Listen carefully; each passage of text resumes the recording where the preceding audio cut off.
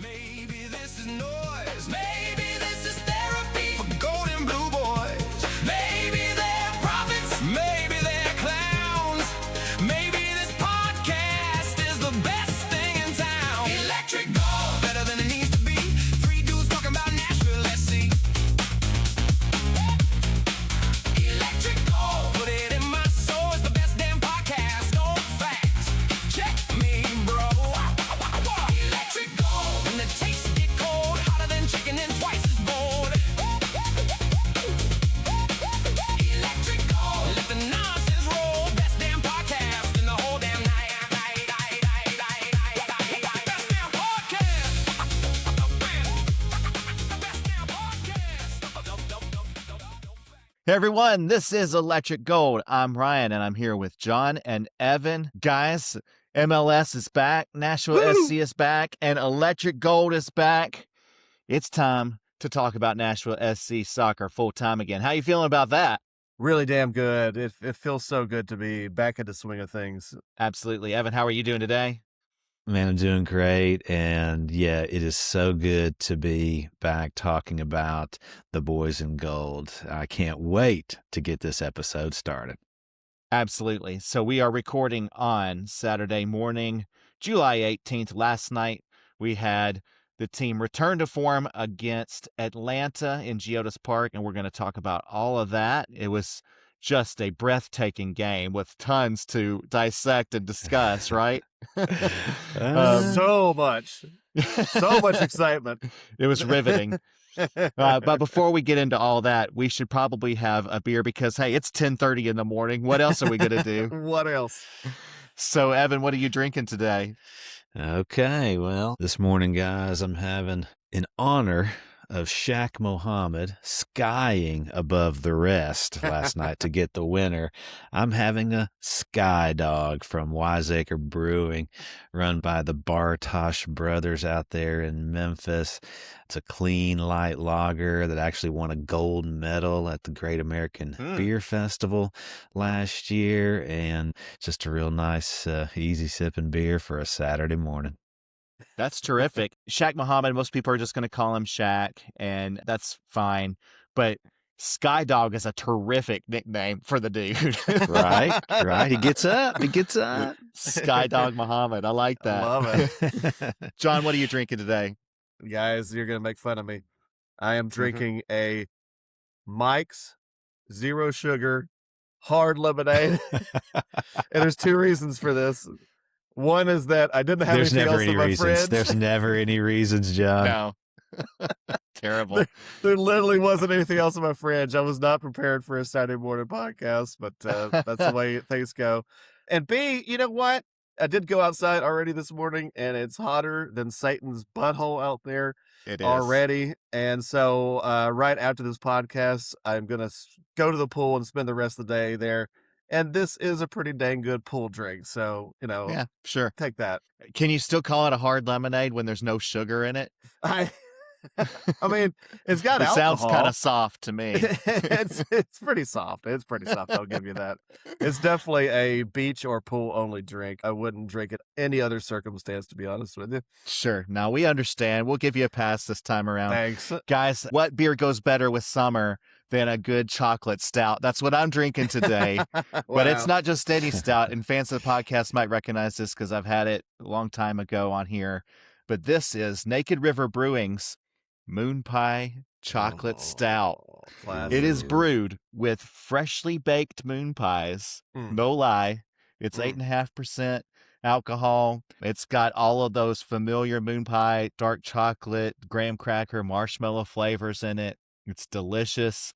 It was in my fridge, so that's what got selected. Yeah. And you know what? Who cares? I'm happy to be here talking about NSC with you guys. Cheers to you. Cheers, boys. Cheers, boys. All right, let's kick things off with the week in review.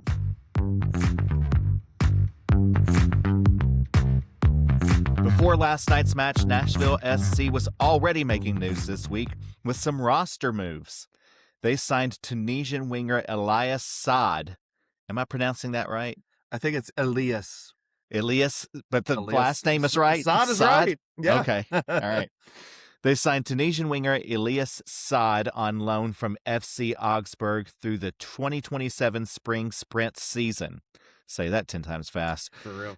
Saad just started 2 games in the World Cup and figures to compete for a starting winger slot with Ahmed Qasim and Warren Madrigal. But that's not all. Nashville also acquired the talented Famara Kamara from Senegal, another Norwegian league signing for the team. He last played for Ranheim in the Norwegian second tier.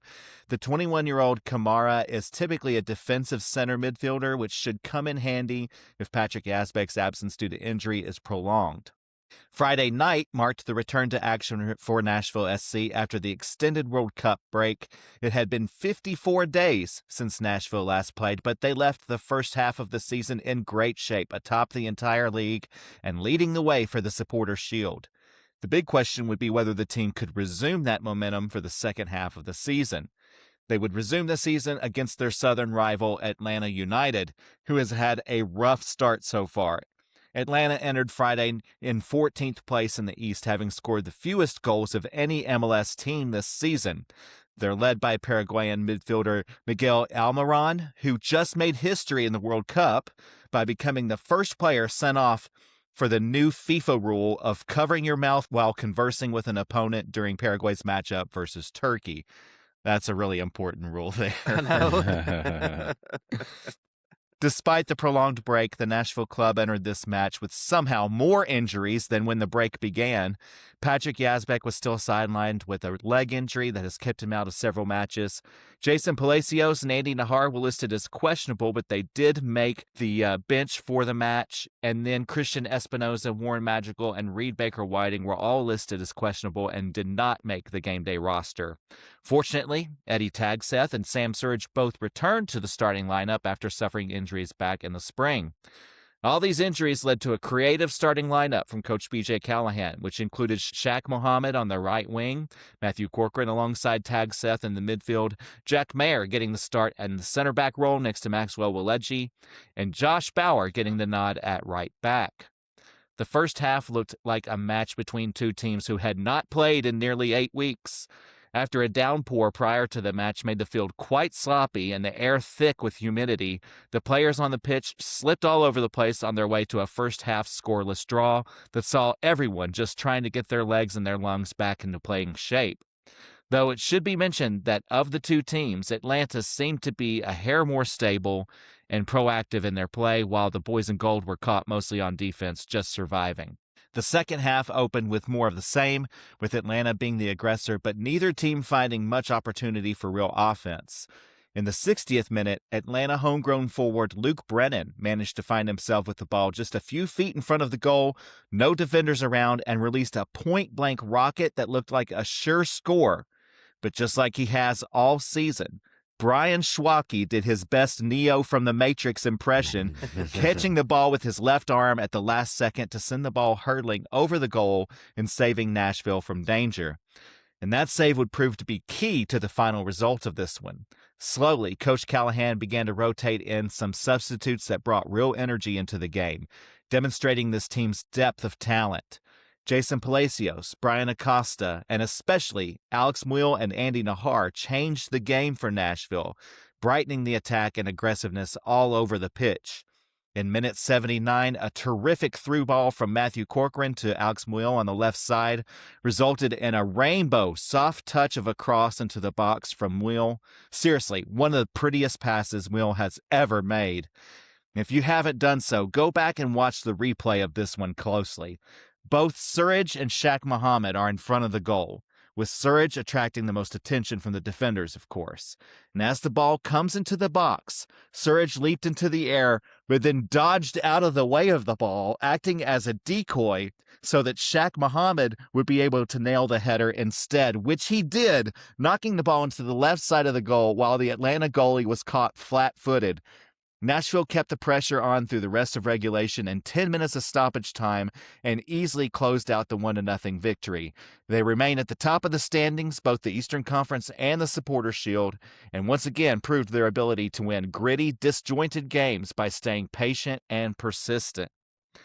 A handful of other games took place on Thursday and Friday to welcome back MLS to action, including a scoreless draw between Montreal and Toronto, an eventful 3-2 victory by St. Louis over Kansas City, and surprisingly, an absolute thrashing of Seattle by the Portland Timbers, who won 5-1.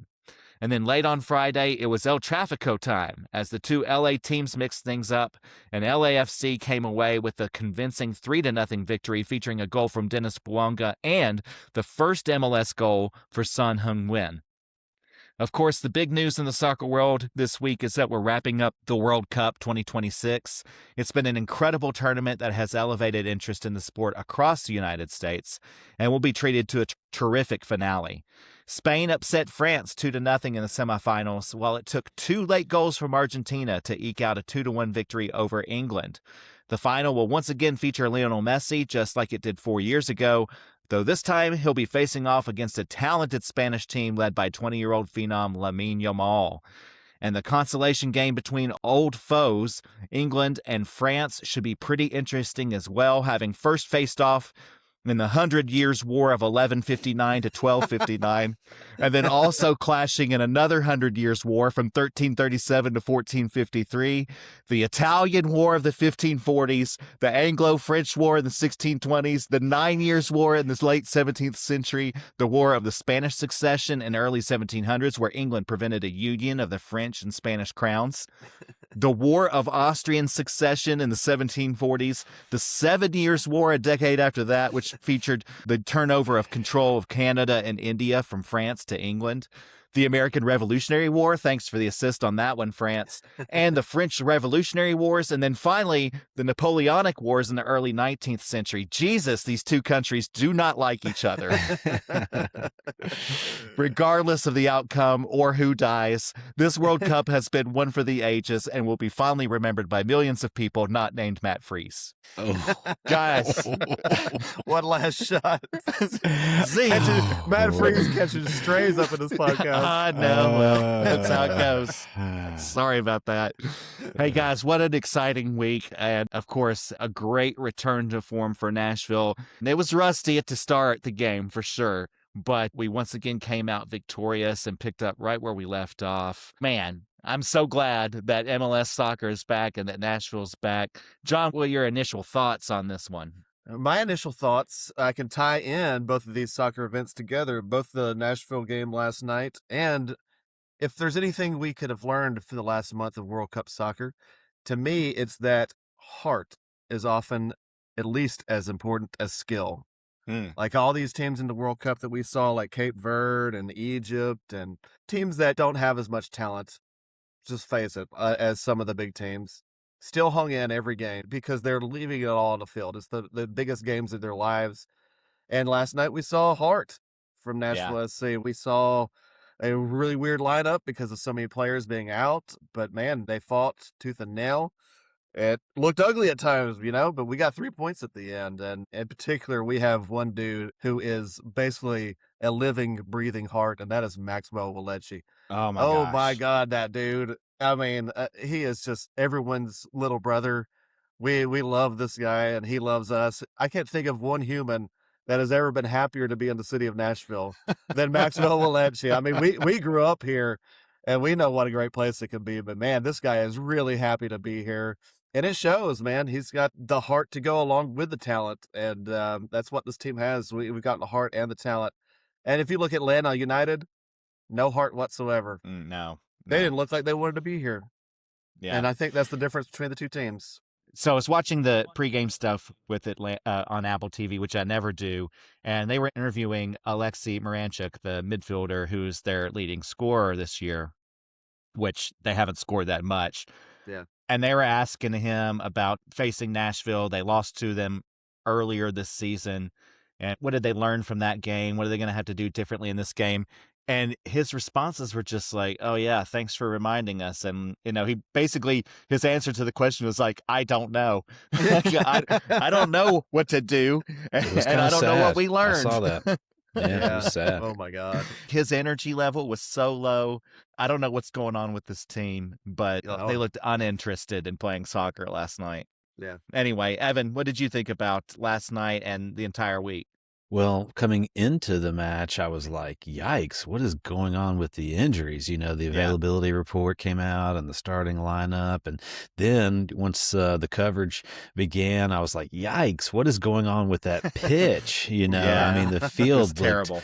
terrible, and it proved to be a factor in the game for sure. And then once the game kicked off, I was like, yikes, what is going on with the passing out here? I mean, our guys were definitely really rusty, but they got the job done. We got all 3 points, and that's what really matters. It's nice, of course, to be 4 points clear of Vancouver in the Supporters Shield. It's nice to be on a 4-game win streak. It's really nice to still be unbeaten at home and having outscored our opponents 24-9. So yeah, initially I was a little bit worried, but after the fact, I was like, what am I worried about? This is Nashville SC. Hell yeah. Hell yeah. And you know what? Not just point advantage on Vancouver, but 5 points clear of Miami as well through the same amount of games. So again, I was baffled at the beginning of the game. They showed the DraftKings percentage likelihood of each team winning the Supporters Shield. And Nashville was 4th in terms of the teams that they were showing on the screen. Miami had like No a 20... respect. No respect. 25% chance for Miami. LAFC was right up there. Vancouver, I think, was next. And Nashville with a 9% chance of winning the Supporters Shield.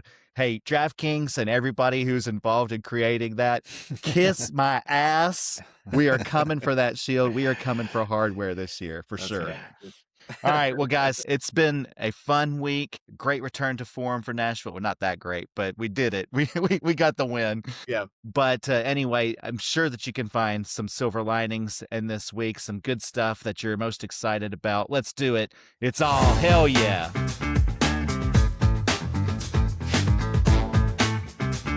So, Evan, what was your favorite thing this week? My favorite thing this week was the best American goalkeeper, Brian Schwake. Amen. I mean, how good is this guy right now? Of course, last night he kept a clean sheet. He made that incredible save in the 60th minute. Guys, when that Atlanta player got that shot right there on goal, I was like, oh, they just scored. And somehow he reacted in time to make the save. I could not believe it. He ended up with 5 total saves for the game. He has the league best 8 shutouts so far this season.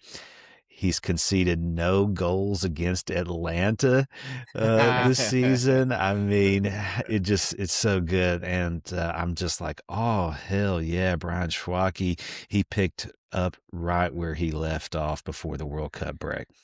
I believe he's also allowed the fewest goals total in the whole league this year. I wouldn't be surprised. He's just been fantastic. Again, it's like, when is the national team going to come calling for this guy? He's incredible. It's got to be soon. Right. John, what's your all hell yeah for this week? Easy for me. I'm going to go with a guy that I'm going to call AK-14 because AK stands for Atlanta Killer, and that is Shak Mohammed. Yeah. 2 Hell yeah. games, 2 goals against Atlanta United. Man, he had, to be honest with you, a been a rough game up until pretty late on, and I thought that he was going to get pulled for Alex Muyl, but he didn't. He stayed on the pitch, and I am so glad that he did because he scored a beautiful headed goal. And you are right about that play. He clearly called off Sam Surridge because he knew that he had the better angle, and that is a smart play for a young man to make. And Surridge to defer to the youngster like that, well, that's Surridge, incredible. He's just a perfect teammate to trust, little bro Shaq to get it done, and he did. And Surridge is the leading scorer of the team. He would be a Golden Boot contender if he had been playing all of the games. And yet he's going to lay off for this guy who is a late sub for an injured player. Yeah. Incredible. I mean, and I encourage everybody, go back and watch that replay. Yep. They both go up in the air, and Surridge lays off of it, dodges out of the way. It's incredible. It is really incredible. It is amazing, move. And it's a testament to how much the team is trusting Shak Mohammed to get it done. We heard about BJ Callahan. I don't know if we heard him say it, but obviously something has been going on with the training that put Shaq ahead of Alex Muyl on the depth chart for him to get the start in this game, Yeah. Obviously, they're seeing something really good in practice, and it's paying off into games too. And then you see the celebration, man. Him and Hani Mukhtar, obviously Hani has taken him fully in, and then Maxwell just jumps on him and is like going nuts. I was like, oh hell yeah, I love Shak Mohammed, man. This team, there's plenty of guys to love on this team, but man, he's got to be up there. So I was so happy for the guy.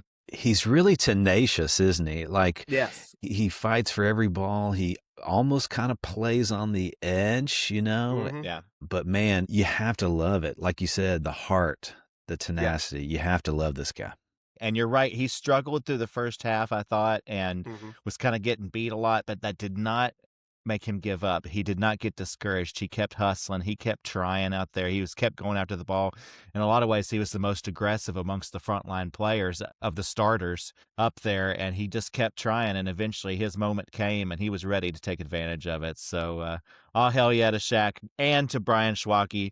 Great performances from those guys. Hey, before we move on to all hell no, guys, I just want to quickly get your thoughts on these signings. We got a couple of interesting signings for Nashville this week. And Jon, you're the resident expert who has all the Jon text and insight about you're watching, Norwegian League 2 and like strange, Eastern European leagues and whatever. Right. So what's your insight on these two guys that we've brought on? All right. I don't have a huge amount. I got to be honest with you. I have seen Elias Saad play. Obviously, he started 2 games in the World Cup. Yeah. But Tunisia was probably the worst team.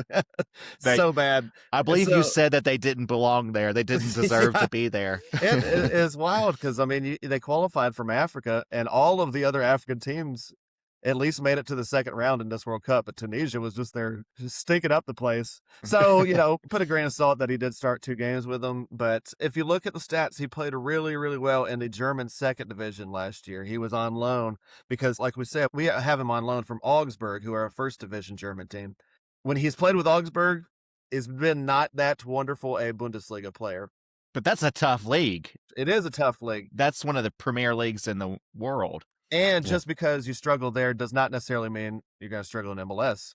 Obviously, we've seen Sam Surridge, who struggled in the Premier League, tear the thing up. So, hopefully this is the spot for him. I'm excited about watching and seeing what he can do. He's still a young guy. We've seen something really good in him. From all accounts, he's very creative. Like, he creates a lot of chances. So I'm excited about seeing that on the left side because, all the people that we tried there, no one has really nailed it down. We've gotten good stuff from Qasim and Madrigal and Alex Muyl at times, but no one has nailed it down. It's not consistent. The opportunity is there for him. Yeah. And with it being alone, he has a chance. I'll just put it this way. I know a thing or two. He has a chance to make a lot of money, but he has to show it. I'll leave it at that. So this could turn into a bigger thing for him. He's got every motivation to come over here and give it his all. So I'm excited about it. Famara Kamara coming in midfield. I honestly don't know anything about him other than what I have heard, and that is that he is a young, really strong defensive midfielder. I do know this.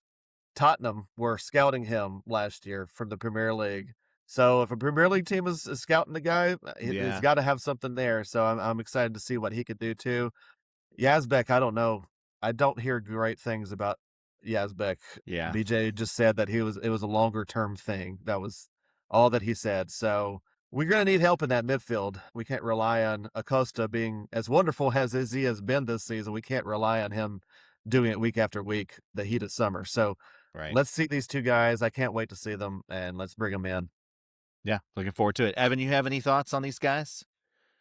No, not on the guys themselves because I just don't know much about them. But yeah, I do think it's a good thing to bring in some more depth given these injury issues. Mike Jacobs has been getting it right more often than getting it wrong lately. So I have a suspicion that at least one, if not both of these guys are going to be able to really contribute. So yeah, I trust Mike.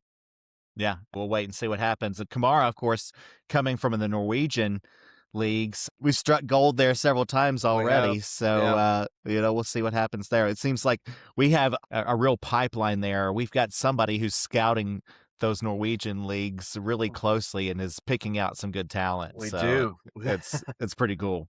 Yep. All right, guys, let's move on. There's got to be something that you didn't like from this week, so let's do that. It's hell no.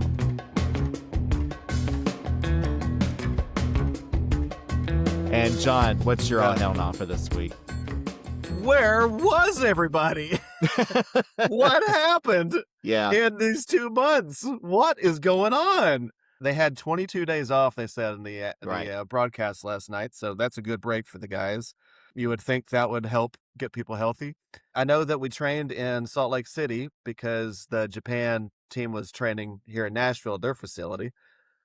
I don't know what happened in Utah. I don't know. I mean, maybe we got some theories about this, but how did so many players get injured all of a sudden? And we only played one friendly, as far as I know, a closed-door friendly with St. Louis City. I just can't imagine all these players getting injured, so I don't know what's going on. Yeah. Are we going to talk about this later? What we think a lower body injury might be? Let's do it now. All right, let's do it now. Yeah. I've got some You theories. got any theories? Yeah, go ahead. I do. I got one theory, and that's that they all went to Taco Bell in St. Louis last week. Lower body injury. Okay. They didn't leave the lettuce off their cheesy gordita crunches. That's my number one theory, because, guys, I got to tell you, I miss lettuce. Yeah. You wouldn't think so, but I love me some lettuce, and I love my cheesy gordita crunches. Do you guys know this about me? I fucking love cheesy gordita crunches. Like, I am going to, obviously, look at me. I'm going to die young, right? When I do, everybody that listens to this podcast is going to say, oh, well, duh, it's all the beer that he drank. And they might be partially right. But I'm telling you, they're going to do the autopsy, and they're going to say this guy died of eating 55 million cheesy gordita crunches in his life. They're just a wonderful delight. And so that's my theory, that the guys couldn't lay off the cheesy gordita crunches, and that's what a lower body injury is. I've never in my life understood the fascination with Taco Bell. I've got to say, I am out completely on this. I'm out. I don't understand this is the end of Electric Gold. Or podcast. I don't understand it. I've never understood it. 45 years of friendship out the window. I'm sorry. Look, I don't trust any fast food restaurant where you can buy an entire meal for less than a tube of toothpaste. That's I mean, it's the magic of it. No, it's not. I don't trust that.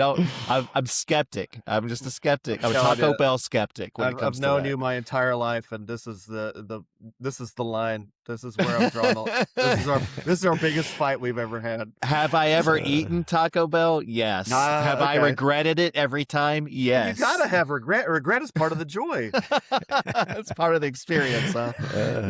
No mud, no lotus, or whatever they say. Right? I guess. Yeah, not for me. Not for me. Well, Evan, do you have any theories about what's going on with these guys?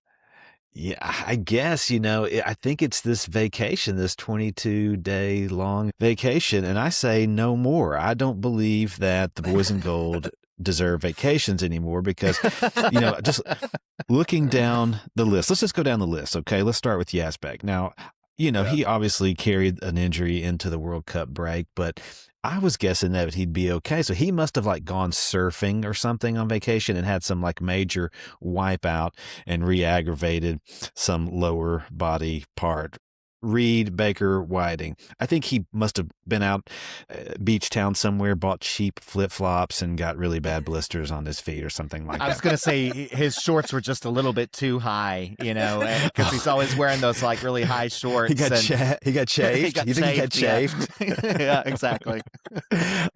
Christian Espinoza, man, he's a cool guy. He probably just slipped by the pool one day, twisted an ankle or something like that. Warren Madrigal, we know he's a little bit crazy. I think that was a jet ski mishap. I think him and some buddies got a little too wild on jet skis and something unforeseen happened there. Andy Nahar, I think maybe he was dealing with some muscle cramps from a snorkeling trip or something like that. But thank goodness he came on in the second half and looked fantastic. Really Jason did. Palacios, I think he went cliff jumping and he was going for some massive splash or something, hit the water wrong. But again, he looked okay last night. Eddie Tagseth, I think he went to the beach. he saw some kids playing beach soccer and he couldn't help himself but get in there and disrupt all their attacks. So I don't know. My theory is it's vacations, and therefore I say no more. No more vacations, more guys. vacations. That's it. You're not Yeah. allowed. Well, the good news is that there are really no more breaks between now and the end of the season. I guess there's the Leagues Cup thing. Some of those guys will have to play, I guess, right? I don't know. But other that than could that, go either way. Yeah, I can see us going for it, despite what we think. Like, we don't care at all. But no, I think screw it. there is an amount of prize money that may sway some thinking there. Gotcha. Well, nonetheless, between now and playoffs, there should not be any opportunity for any sort of extended vacation. So No. maybe they can go to the Country Music Hall of Fame or something, like maybe a day trip to Land Between the Lakes. But that's it. That's all you guys That's get. That's all you get. All right, Evan, do you have an all hell no for us? Yeah, real quick. We already mentioned him at the top of the show, but mine goes to Miguel Almiron. I think he is Screw a him. dirty player. You mentioned the infamy of being the first person ever to get a red card for covering his mouth in the World Cup. I think he's like the new Jose Martinez for me. I just really have grown to hate this guy and the way he plays, particularly the diving and the simulation. There was a foul called against him. I can't remember if it was Shaq or somebody else, but the replay showed literally no contact. Almiron just takes this dive and roll, and I hate that so much. It's probably the worst thing about soccer. And so all hell no, Miguel Almiron, I never want to see you play ever. You suck. Yeah, I agree. I hate agree. that dude.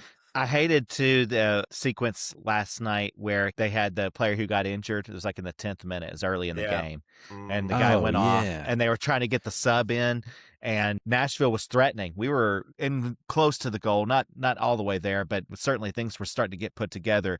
Almiron drops and basically fakes an injury to stop play and get their play in so they wouldn't be a man down.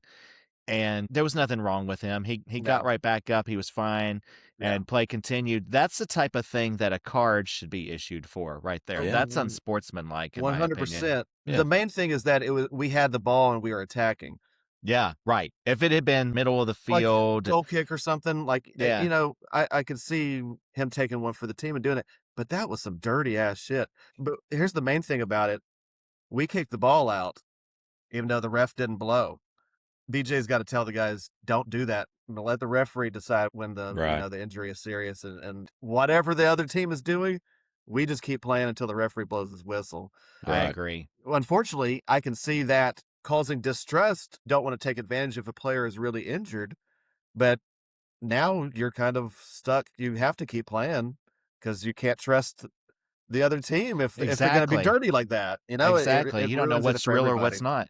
It's just like the news. You don't know what's real or what's fake. That's right. Yeah. No, I'm 100%. just joking. But, he got a dirty yellow card against the U.S. When they played in the World Cup. And I'm with you, Evan. I am tired of seeing that guy on my screen. I don't want to see him anymore. All right, guys, let's move on. Let's get spicy. What do you say? Let's get a little bit spicy. Let's burn some tongues. Let's burn the roof of some mouths. Let's do the Nashville Hot Chicken Takes. My hot chicken take is that these owners got skills to shake, entertain the crowd and get on the field. 'Cause why the fuck not? All right, Evan, your turn. What hot take do you have for us today? Well, boys, this is a complex world. It's a dangerous world. And sometimes you just can't see your way out of a difficult situation. Sometimes things get so bad you cannot save yourself. Sometimes, guys, you need a superhero. And so I am talking about, of course, Commander Chaos, Alex Muyl. Oh, Guys, man. sometimes you need a superhero to save you, and that's what we got last night. Man, it wasn't looking good. We did not have much in the way of an attack. And then all of a sudden, Commander Chaos, Alex Muyl, comes in, does his thing, and that assist, was that not almost like the mirror image of Messi's assist to Lautaro Martinez Yeah. to win the game against England. Was it not basically Beautiful the cross. Very same? similar. Basically the same pass, just from the left side. Guys, Millersville, Messi, Alex Muyl was out there last night, and he saved us, and I'm so glad that he did. Yeah. He was terrific, and that game was begging for a player like him to enter it and just bring a ball of energy to whichever side could muster it first, and I'm so glad it was us. He changed that game, in my opinion, the activity that agree. he was producing. I agree. And what's wild is with the signing of Elias Saad this week, the online chatter that I saw kind of thought, well, we don't have to play Alex Muyl anymore. Some people even thought maybe we're going to move him because, the glut of players in the winger positions now. But I don't know. I think we have to keep this guy around forever because there's just something about him, that chaos that he brings. Yeah. Sometimes it's exactly what a soccer game needs.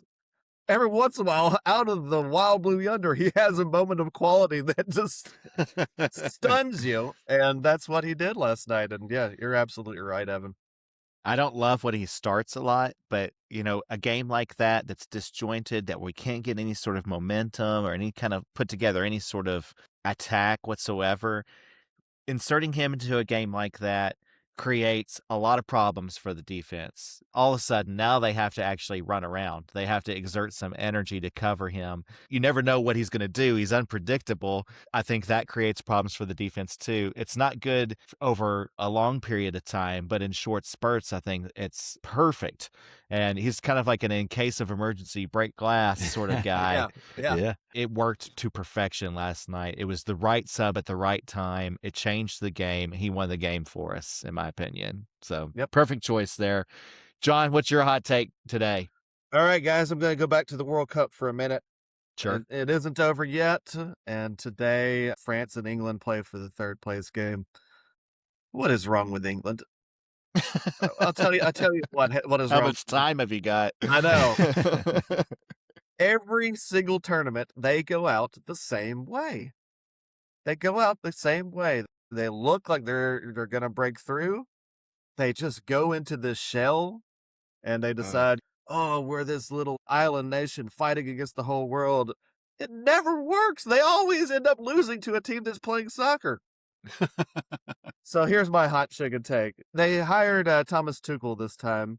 Tuchel was supposed to bring European flair and some ideas and strategies to this group of talented individuals. Look, England's squad is worth over $1 billion. Wow. If you add up their total transfer market values. That team should have been better than it was. That team is too good to pile 11 players in the box and hope that Argentina doesn't figure it out. I have an idea of if England is going to play this way, no matter who the coach is, I have an idea of who the next coach should be. I know who you're going to say. I know who you're going to say. One guy that I can think of, he's English. He knows England very well. He can have a team play defense. He can have a team park the bus for 90 minutes and still get results sometimes. Yeah. Gary Smith should be the next coach of the English national team. Bravo. Bravo. So you're saying take Gary Ball back home, right? Gary Ball is the only way England is going to take football home. Wow. I'm telling you, they need to do it. Just pull the trigger. Gary, come home. Like for real, no, I'm being utterly ridiculous. But like for years, they wanted to do Sam Allardyce. You guys remember Sam Allardyce? Yeah. He was kind of the relegation expert. Like he would come in, a team looks sure to be relegated.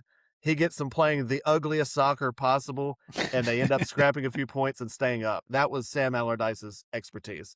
And for years, English people were like, let's have Big Sam coach the national team, and maybe he can bring this stupid, ugly magic to the national team. The English people want this. They clearly want this. They need a Gary Smith. I'm telling you, he's the one that can save them. You're talking me into it. You really are. Like you're not having to go push too hard for me to be convinced. So why not? At this point, why not? What have you got to lose? What do you got to lose? You're just going to lose in the semifinal forever. It doesn't matter. Amen. Well, listen, guys, we have had a good start to the second half of the season. We've got a long way to go till the end of the season and the playoffs. We've got a lot of teams in the MLS that are threatening, that are going to be challenging. We've had a lot of roster moves during this break that are going to be interesting and affect the MLS. And so it's very important that we're keeping a close eye on all of these teams across the league. It's time to keep your enemies closer.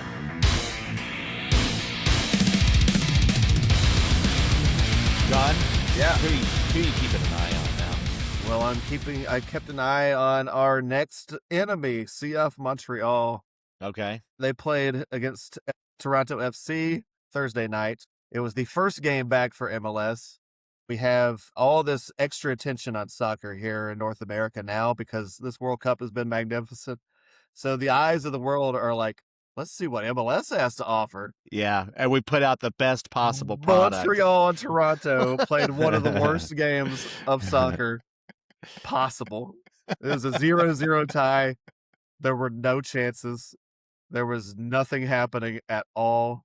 There were a total of 3 shots on target in the game, all for Montreal. They were the home team, by the way. Yeah. You might as well have just gone to watch the local kick around a bunch of 15-year-olds at your local park, and that would have been more entertaining than watching Montreal and Toronto try to play soccer. Oh, boy. It was so bad. It was a terrible advertisement for MLS coming after the World Cup. Hopefully not that many people decide to watch it, because I swear to you, there's better MLS soccer to watch. There is. The only thing of note in it is that there were 2 former Boys of Gold facing off against each other. Obviously, Walker Zimmerman for Toronto, he played well as far as anybody could possibly play well. There weren't any goals allowed. So that's a good thing for him. And then old boy Daniel Rios did start up front for Montreal and do much. Nobody did. Yeah. But the only reason he was starting, Montreal's only good player, Prince Owusu, was suspended for the game. And I don't know if he'll be back Wednesday or not. I didn't look that far. I didn't really care that much, but he's the only one to watch out for Wednesday. I don't know. That team is bad. And playing at home, I don't fear them. I'll put it that way. Yeah, they have languished at the bottom of the league for not just this year, but multiple years. And you never know what the hell is going on with Montreal. What's the plan here? There's a bunch of things going on with Montreal, a lot off the field. Their owner, Joey Saputo, a few years back bought Bologna in Serie A in Italy and started putting all his money to Bologna. And they actually qualified for the Champions League last year. He basically just does not spend any money on Montreal anymore. They haven't bought a actual good designated player in like 10 years. Wow. They just don't care. And there's a really good fan base up there in Montreal for soccer. Not only that, they renamed the team. The fans loved being called the Montreal Impact, and they just renamed it for no reason. It's like they have no connection to their fans whatsoever. It's really sad. And honestly, I think they might be more likely to eventually get moved than Vancouver, just because you can't trust the ownership up there at all. So I don't know. It's sad because they deserve better to me. Yeah. And it does look like he will be available for the Nashville game. Okay, Prince Owusu will. He served a 1-game suspension for yellow card accumulation, but he'll be back for the Nashville game. So that will be something to watch out for and to be worried about. But otherwise, like you say, Nashville should be able to handle this team, especially at home. But as long as we stay away from the cheesy gordita crunches. Yeah, exactly. No Taco Bell drive-thru for you guys, and no vacations. All right, Evan, who's the enemy that you're keeping an eye on this week? Well, I'm keeping my eye on the opponent after Montreal, and that is Orlando. So we play them away in a week's time. They are not a good soccer team either. They currently sit 13th in the East, but they have been making some moves. So you guys probably heard already about Antoine Griezmann, the little prince, making his arrival down there in Orlando. And I mean, he's a great player. I don't know how old he is, John. Maybe you can give us some John text on that. I don't know, 32, 33, 34. Yeah, I think he's actually I think he's 35 years old, actually. Okay. Okay, Yeah. but he's still probably got at least another year or two being able to contribute. But they also have just brought back Daryl DK after a stint with West Brom in the English Championship. And, of course, Orlando's where he made his name. And so that's probably pretty exciting for the club. And so we'll need to keep an eye on that. They still have Marko Pasalic, who played with Croatia at the World Cup this summer. So, they're making moves. They've got some players. They could start to claw their way back up the conference table. We'll have to see. But, yeah, that's who I've been kind of keeping my eye on. And midfielder Martin Ojeda is a Golden Boot contender as well. I think he's got 11 goals so far this season, so no slouch. Though it hasn't amounted to much in the standings because they sit, I think, 13th in the Eastern Conference right now. They're going to have to outscore people because that defense stinks. They've allowed 44 goals through 15 games. So Wow. Almost 3 goals a game is what I don't they're think averaging. Crepeau is a very good keeper. I know he was I would say not. well, he was the starter for Canada at the World Cup, and he hasn't impressed me in a long time. He used to be really good, and if you remember, he broke his leg horribly in a MLS Cup final when he was playing for LAFC and missed a full season. And since he's been back, I haven't seen the same guy. So I wouldn't have picked him for Canada myself, but I'm not Jesse Marsh in a lot of ways. So, yeah, just a quick glance. That's the most goals that any MLS team has allowed this season is Orlando's 44. The next closest is Kansas City, has allowed 39. They're last place in the West. And nobody else has allowed more than 31. So 44 is a big difference between the rest of them and the rest of the league. Yeah. Bad times over there. Cold times for the Orlando defense. All right, well, we'll have to keep an eye on those guys. And, of course, that leads us into looking right ahead to the week in preview.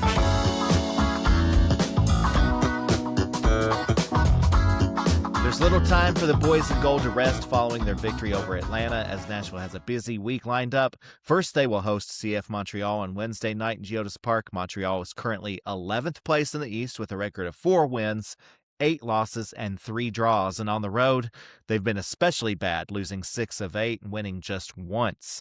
Their top scorer is the left-footed German striker Prince Owusu. We were just talking about him. He has 9 goals for the club this season. Somehow Montreal did just dispatch Vancouver in the Canadian Championship quarterfinals, but they've enjoyed far less success in the MLS this season. Their last regular season game back in May was a 4-4 draw with DC United, which featured 2 stoppage time goals from Montreal just to steal the point on the road. And then next weekend, Nashville hits the road to face Orlando, who we hate. Yeah. Orlando sits in 13th place in the East with a record of 4 wins, 9 losses, and 2 draws. They're also big whiny babies who fall down every chance you get. And like Montreal, they also suck on the road with just 1 win, 6 losses, and 1 draw. The only thing is, as we just were talking about, they've added French superstar Antoine Griezmann to their roster during the break, along with a flurry of other signings. Griezmann was the star attacker with Atletico Madrid for the past several years, and his entire professional career has spanned 17 years and 804 appearances across all competitions. He has scored 299 goals during that time. We don't want the 300th to come against Nashville. This could change some things for Orlando. They already have a Golden Boot contender in midfielder Martin Ojeda, but the rest of their offensive attack has been barren. And, of course, we were just talking about their defense is atrocious. So the addition of Griezmann, it should be a huge boost if he can replicate the kind of form that he's been known for in the past. Guys, big week coming up. We're getting back to action very quickly with 3 games in a week. There's no rest for Nashville SC, no rest for the boys in gold. They've had enough rest already. Rest just seems to get them injured. So let's just get them back on the field. They've got a lot of activity coming up. I want to know what's going to happen. It's time to break out the crystal balls, y'all.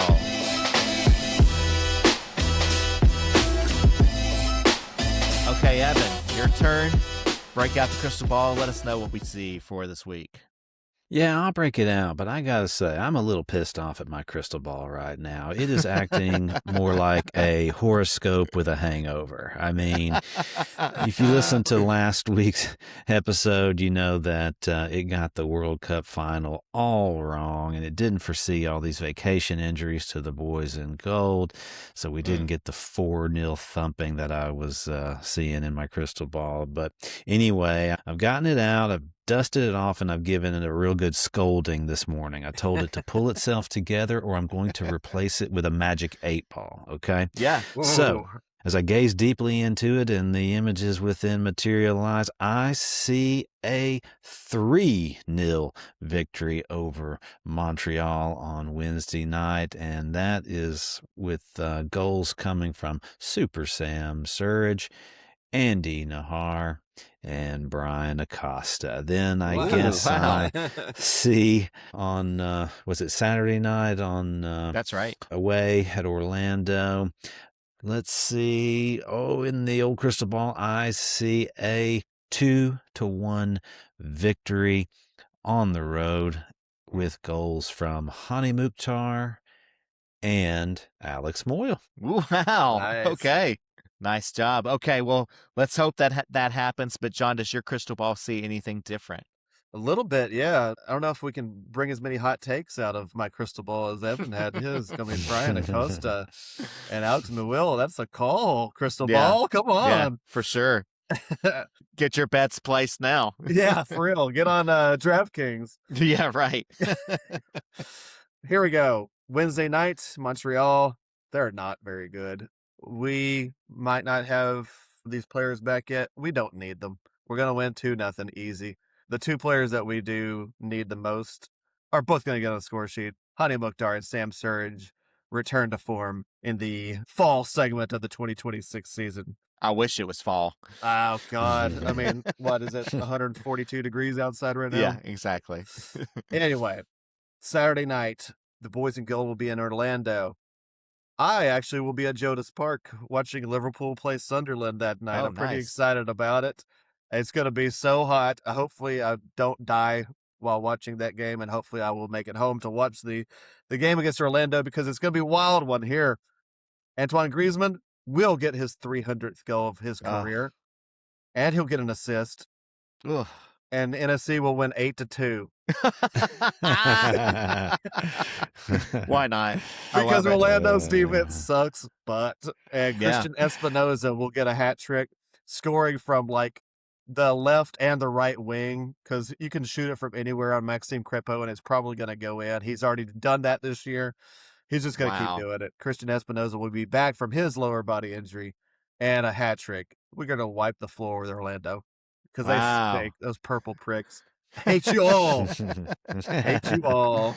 Yeah, there's few teams that I relish beating more than Orlando. That's I've for always sure. liked Antoine Griezmann, even though he played for Atletico Madrid, who I really despise. But now I hate you even more. Why'd you have Yeah. to join Orlando of all teams? Yeah. Come no on. Kidding. No kidding. Do either of you guys want to have your crystal ball go out on a limb and predict the World Cup final? So probably by the time this episode gets out, it will have happened. But anybody feeling confident enough to give a result there? I'm ready. Yeah. You ready, Evan? Yeah, I'm ready I'll here. I'll look deep into the heart of it. Yeah, I am And- too. I'm looking at mine. I'm seeing, Yeah. John, I'm seeing, this one's easy. Yeah. Spain will go up 1-0. They'll take that into stoppage time, and Argentina will end up winning 2-1 in the last 5 minutes of the match. That's kind of Yeah. how they roll, That's basically. kind of how they roll. What about you, John? What do you see? All right, so one of us is going to look like a genius and one of us is going to look like a fool. I say Spain will win 2-1. Spain are just way better than anyone else on earth to me. I picked them at the start of the World Cup, before the Oh, wow. World Cup, so I have to stick with them. But we talked about heart earlier, and I know Argentina has had help. There ain't no doubt about that. But the one thing I will say about Argentina is that team plays with a fucking heart. Yeah. They don't really have any technical plan that I can see. I think they're just going out there and they basically all just sacrifice and try to make it happen for Messi. Yeah. So I guess you have to admire that. They will pull something back and they will make it really tight, but I think Spain is just a little bit too good. 2-1 Spain is my call. Wonderful. Well, it should be a great end to a fantastic tournament. I know I have enjoyed thoroughly watching the World Cup this year. Has been one for the ages, for sure. It really has. Yep. It really has. Yeah. All right, guys. Well, that does it for us. We're going to wrap up now. Thank you all so much for listening. But before we go, Jon, how can people get in touch with us? They can do so by summoning Electric Gold NSC on any of the social media. You got Facebook, formerly Twitter, Instagram, Blue Sky, YouTube. We're all over the place. Just reach out to us. Let us know how you like us, how you think we should be better, how you think we should be worse. I don't know. Just tell us what you think, because we love that feedback, and we love all you beautiful, beautiful listeners. Yeah, if you fill out that comment card and submit it, you'll get a 5% discount on your next podcast episode. Indeed, you So will. There you go. All right. Well, listen, thank you guys so much. It's always just a blast to do this with you. And of course, thanks to everyone for listening. We really appreciate all the support. Until next time, make sure you keep on wearing the jerseys. The team is back. Let's go. Let's make sure that you are still cheering. Keep on wearing all the gear. Keep on yelling your heads off. Keep on coming to the games and keep on saying it. Come on, you boys in gold. Come on, you boys in gold. Come on, you boys in gold.